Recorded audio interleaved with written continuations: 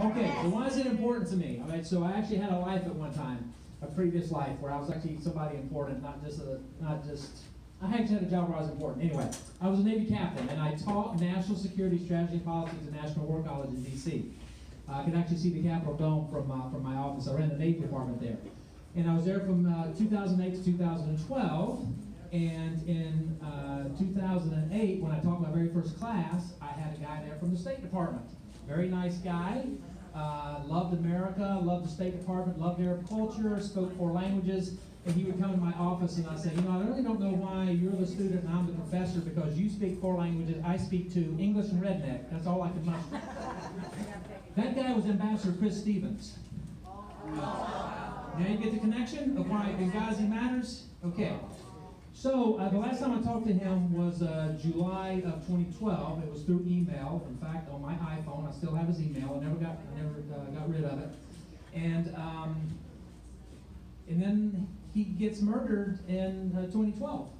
And those guys begged for their lives for 13 hours. We never helped them. We totally abandoned them. We didn't even get all the bodies out. There was a body there that a mom never saw her son again. It was left there for the terrorists to just desecrate and throw in a ditch somewhere. Is that how we treat Americans? Yeah, that's how we treat Americans, because that's how we treat them. In fact, if you know the story, we never helped them get out of Libya. They commandeered a Libyan C-130 and a oil company Learjet. That's how they got out of there. And you're talking about, there were CIA ops there, there were veterans there that had DOD contacts, State Department contacts.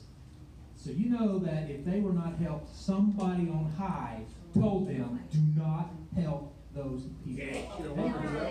Now, I'll tell you why. Well, I hear that a lot, but I'm going to give you a little education. There's something called the NCA, National Command Authority. National Command Authority means that any American who gets under attack in a foreign land, the National Command Authority is supposed to take action. It's only 2 people, President, Secretary of Defense. That's it. So if they got an order to stand down, it had to come from Obama or Leon Panetta. So yeah, Hillary should have been jumping up and down, because this is what really bothers me about what I know about Chris. He knew Hillary personally. So can you imagine if I knew Peggy and Peggy came under attack and I said, oh, forget Peggy. Yeah, I know her, but forget her. We don't care if she gets killed. That's exactly what Hillary said to Chris Stevens. And Chris knew her personally, because he'd come back to meet with her in July, or came back to meet with her in May before he was killed in September. I tell you, the woman's got no soul. Now, what really bothers me out of that, when they did that whole investigation, was all about Hillary, and then they would talk about Obama. No one ever questioned the Secretary of Defense. No one said, when you give them the direct verbal order not to help those people in Benghazi. Carter Ham tried to do something, and they brought him back and fired him.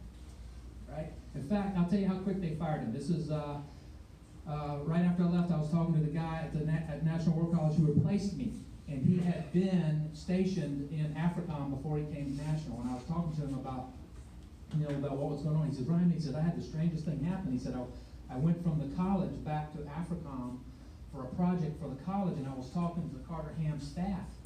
And he said, it was really interesting. He said, I was talking to the staff, and the staff said, yeah, the general, he came in, and he said, I've been summoned to Washington, D.C. I'll be back in 10 days.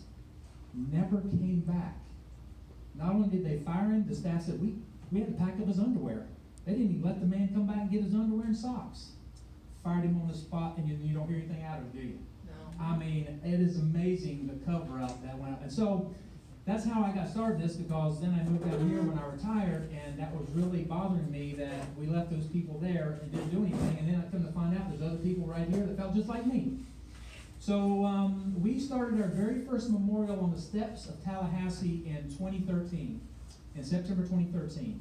Our next one is the 26th of October. This will be the 7th year in a row that we have honored those Americans that we left behind Benghazi. And we are the only organization in America that still does that. The rest of America has forgotten about them, has left them there. And it's amazing the pushback that we have gotten when we would try to step out and ask for people to help. I'm talking veterans groups. I would go talk to veterans groups, and as soon as I said Benghazi, like, that's political. We don't want to help you. Like, veteran, we left a veteran behind, that's political. If you say so. I don't get that, because if if we forget people that we've left behind, I'm telling you folks, it's a matter of time before it happens again. And my son just joined the Marine Corps last week, and I think about that. What if he came under attack and he's begging for help, and then sure enough, I don't even get his body back, and then there's a big cover-up, right? So I got started as a Benghazi group. Every year we would do a memorial. Like I said, our very first one was in September 2013, and this will be our 7th one in a row, this coming October 26th. And so we went to the Benghazi group, and then we moved into an organization which was called Turning Points in America. And the reason that we called ourselves Turning Points in America is because, you know, there's times in America that really was a turning point. You think of 1776, 1941, 1861, right? Those are times when those dates stick in our head. But the reason that Benghazi was a turning point, because it was the first time that we ever left Americans behind, and no one was held accountable either criminally or politically. And we came that close of electing a woman who her hand was in that cover-up. We almost made her the commander-in-chief. So we came really close. So that's why we said it was a turning point. But again, when Turning Point would move out to try to honor these people, big talk to the hands. Not interested, especially like Florida Times Union. As soon as they found out it was Benghazi, not interested, don't care. It's like, man, is everybody in on this cover-up? Everybody seems to be in on the cover-up. I don't get it. Okay, so then we decided to change to a foundation. So the handout is about the memorial. So let me talk a little bit about that. That's October 26th. Last year we had Dinesh D'Souza. He was awesome. This year we have Morgan Brittany. Now everybody in here actually knows Morgan Brittany because everybody in here remembers the show Dallas, the Ewing family, Dallas back in the 80s, right? Morgan Brittany was the actress that played the bad sister. So if you come on the 26th, you will get to meet the bad sister. But she is a real advocate for veterans, and she's also an advocate for women who are abused and battered. So her heart is definitely in the right place. We also got a guy named Ken Timmerman. He's coming. He was a Nobel Peace Prize nominee. He didn't get it. But unlike Obama, this guy actually did something. So maybe that's why they didn't give it to him. He actually did something. And then we have Dr. Adam Francisco. He is an authority on Islam. And then Ken is an authority on Iran. And then we have Claire Lopez. We've had Claire Lopez. If you Google her, she comes up on YouTube all the time. And this is probably the 4th time we've had her speak. And every time she speaks, I always go up to her afterwards. I say, Claire, I really appreciate you coming in. She was a CIA operative. I always say, Claire, I really appreciate you coming in and talk to us. But I have to tell you, when you finish talking, you scare the crap out of me. Because what she does, this girl's got a backbone of steel. She will get up and she will very specific names, dates, who they met, what they were trying to do, how they were undermining the country, what they were doing criminally. I mean, she just lays it out one right after another, and it's names that every time you turn on the television, you see the same names. Same names, and she just lays it out of what they're doing and how there really is a tremendous number of domestic enemies that are working to take this country down. And I'm telling you, that's why every time I listen to her, I just think, oh my God, you're really scaring me, Claire, that these people are in power, and they are really doing their best to undermine this wonderful country. Okay, so that's the Benghazi part of it. Now let me talk about why we became the We Can Be Heroes Foundation. Is because whether we're leaving veterans behind on the streets of Benghazi, or we're leaving veterans behind on the streets of Jacksonville, we wanted to be a group that does something, but it's a group that just sits and does nothing. So what we do is, and oh, by the way, everybody in our organization, nobody is paid. In fact, it's even worse than that, because there are some times that we show up to work and we have to pay for it out of our own pocket. So like we'll do something and I'm reaching in my pocket just like I did with giving $100 for the next 9/11. I'm like, okay, I'm paying for this. This is $250. Okay, here we go. Now let's take care of this. And so everybody's got their heart in the right place, because we really do it because we care about Jacksonville area. In fact, today we went down and fed the homeless veterans. Dee went with me. It was a lot of fun, wasn't it? Yes, it It was. was a lot of fun because it's interesting. You get around these homeless veterans, and they are so kind, so appreciative. We have people that donate the food, and we don't even have to serve it because they walk through a line and get it. All we have to do is go sit there and talk to them. So we do that every other month. We go downtown at lunch and feed the veterans. And like I said, we did that today. It was a lot of fun. And then we also take up collections for the homeless veterans. And it's anything, how I like to describe it is imagine that you were deployed in the desert. Anything that you would want in the desert, that's what these homeless veterans want. By that I mean little hand sanitizers. Okay, those are very cheap. Little hand sanitizers, t-shirts, fresh socks, underwear, but they got to be new. They got to be in the bag when you bring them. Towels, little Mott's fruit cups, Vienna sausages, anything that you could grab and put in a backpack like you're going out in the desert.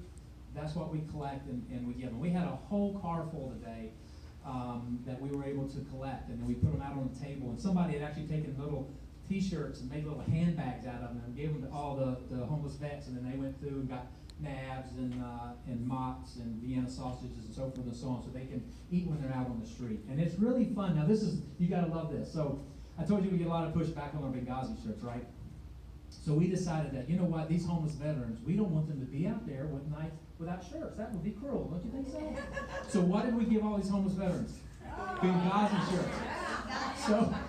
So you know, we got veterans groups that give me the talk to the hand when I show up like this, but all these homeless veterans come in and they're like, hey, we got your Benghazi shirt on. Yeah, we know where your heart is. So it's hilarious to be with these people, yeah. How many homeless vets do we have here in Jacksonville? I don't know what the number is. We fed 38 of them today. Yeah, we fed 38 today. They're not, when he said homeless, I went in today expecting to see, you know, people with overalls and all this. And these gentlemen look like they just got up to the shower and came in. Yeah. You got to remember that it's a mental thing with these gentlemen. They've gone through so much. Yeah.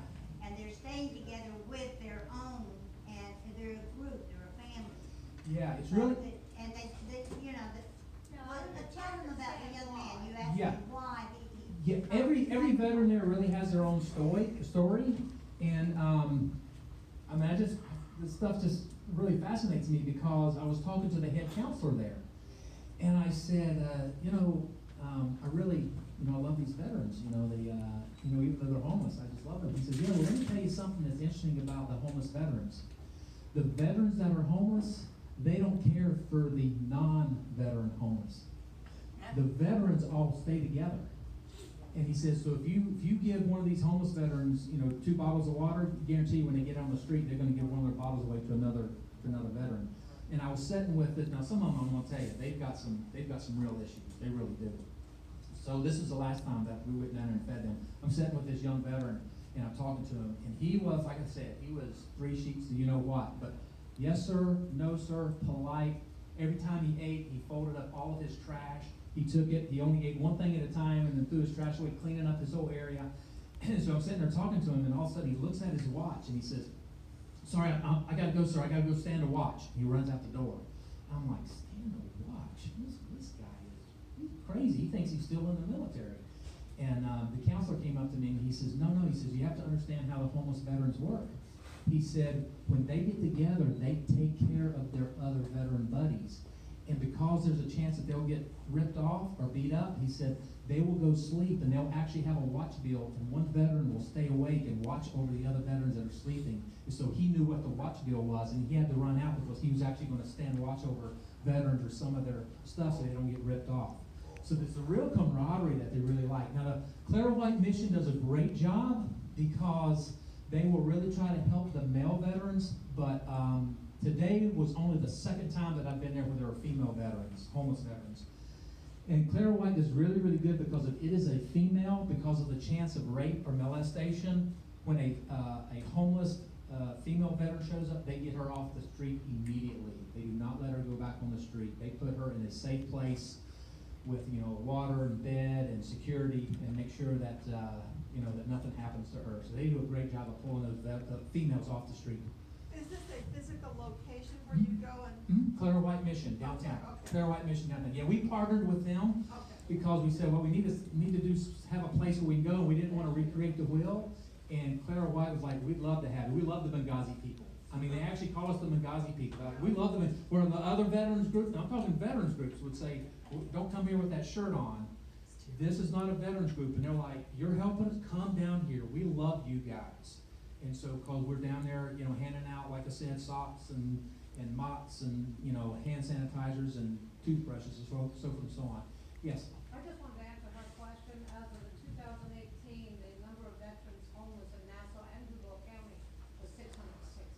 660, okay, thank you for that. 2018. Thank you, appreciate that. So, again, the Benghazi is up 26th of October. I will certainly encourage you to come. All you gotta do is Google We Can Be Heroes, and you can get your tickets through that. We have discounts for senior citizens. I'm not saying anyone here is a senior citizen. I'm just saying that we do give senior citizen discounts, and veterans starts at $39.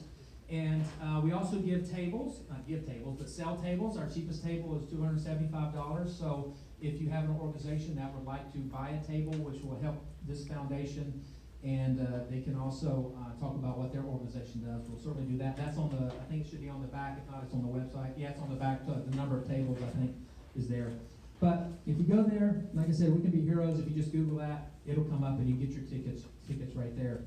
So, two reasons that we went to We Can Be Heroes Foundation was, one, because we didn't want to get the big pushback from the political side of the house. It's interesting, all that time that that the Florida Times Union wouldn't help us, as soon as we became We Can Be a Hero Foundation, they're like, oh, sure, we'll help you. Of course, we didn't tell them that previously we were the Benghazi. Oh, we'll help you. No, that's amazing. Suddenly you're willing to help us, but before they wouldn't return our emails or phone calls. Like Peggy was talking about, hey, she sends out emails and didn't get anything. Oh, we put in there the Benghazi group. No, we're not interested. They wouldn't even respond to us. But our thought is that, we can be a hero. It doesn't necessarily have to be someone who dies in Benghazi. It can be someone who dies at 9/11 in New York, or it can be a firefighter or a police officer, or it can be a child who's just trying to overcome leukemia or cancer. Anybody can be a hero. And so what we do is we collect. If you can nominate someone, you go on the website, you nominate someone. And then there's a write-up for them. We put them on their website, and this will be the first year at this particular Benghazi Memorial where we're going to recognize local heroes, to call out local heroes that have done a good job, because they're our heroes. And just like we forgot those people in Benghazi, there might be people locally, and we don't want to forget anyone who's done something that's above the ordinary. So that's my group. That's who I represent. Everybody's got a handout. Now I know you don't have a speaker, so you can ask me questions. Like I told you, I taught national security strategy and policy for 4 years. Oh, I also ran for Congress here, but I didn't win. Try it What year again. was that? I ran in 2014 for the 2015-16 Congress. Yeah, I ran. I did. I ran in District 4 because I was an aviator and I had both my commands out at NES, and then I served on the Kennedy out of Mayport, and I did my first 2 tours at Cecil. So I'm like, you got some of these politicians, they'll talk about supporting the bases, and I said, I worked at those bases for all 3 of those bases. I'm very familiar with those bases, so that's why I went in that district, because I wanted to use my experience in the Navy to support that. But I got a call when I first started out. I've been a lifelong Republican, so I was kind of taken aback because I actually got a call from someone who was very high up in the Republican Party, and I so wish I had this recorded, because this person called me and I thought they would call and say, "Oh, you're going to run? Great, good luck. And, glad you're a Republican. Good luck." And they called me and threatened me and said, I thought it was funny because I was leaving the gym on the base. It was 10 o'clock in the morning. And they said, if you do this, we'll make sure you never get a job in Jacksonville. I said, really? That's funny, because it's 10 o'clock in the morning and I'm leaving the base. Just how much more unemployed do you think you can make me? Really? And so because I hadn't really decided to go yet. But what made me jump in, because I don't like people, when I don't like to be threatened, and I don't like to be pushed, and this is why I wish I had it recorded. I said, well, I've taken civics. I mean, the people decide who they want as their representatives, right? Yes. Do you guys believe that? Yeah. This person said, that's what they think. We pick who we want, and they vote for it, and you're not it. I said, oh, that's how it works. So I went home and told my wife, I'm going to run for no other reason than to piss these people off, because this is really getting me. So I jumped in. I didn't win, but anyway, I didn't. Yeah.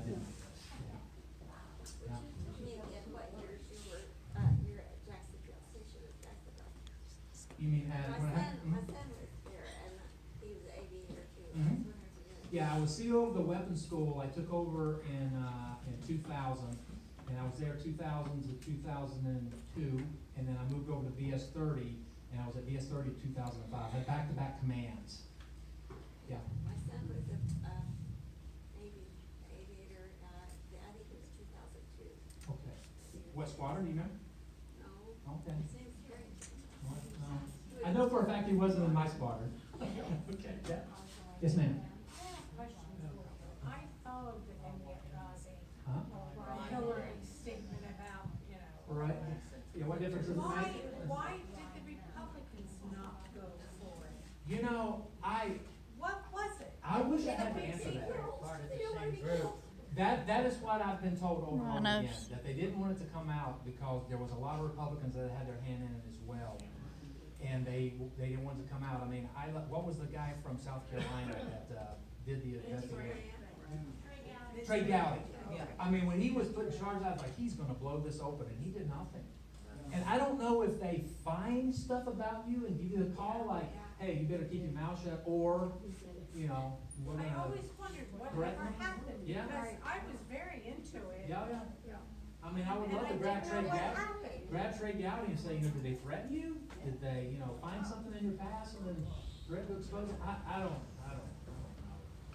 I It's mean, amazing, I isn't mean, it? A politics are direct so attack. crooked to begin with, but. The last time we lost an ambassador was what, 76 under Carter? right, yeah. Yeah, and here we are still trying to figure out what the hell happened. Yeah. It's sad. No direct answers. I just, and I don't understand how the Clintons actually get to show their faces in public, but nobody seems to be bothered by it. Yeah, I know. I think they're classified, and then you can't see it. Well, the thing is, that those guys in DC, they all have top secret clearances. They can look at anything they want to. But, Dennis Nunes, who I really think does a good job, but I remember he was on Tucker one time, and they were talking about Benghazi, and he made this comment about, oh yeah, you know, I was in the skiff and I was reading these top secret documents, and Tucker says, you know, as a congressman, you can put that in the congressional record, and no one can touch you, and everybody can see it. And Tucker said, you should do that, because then everybody would know. And Nunes just went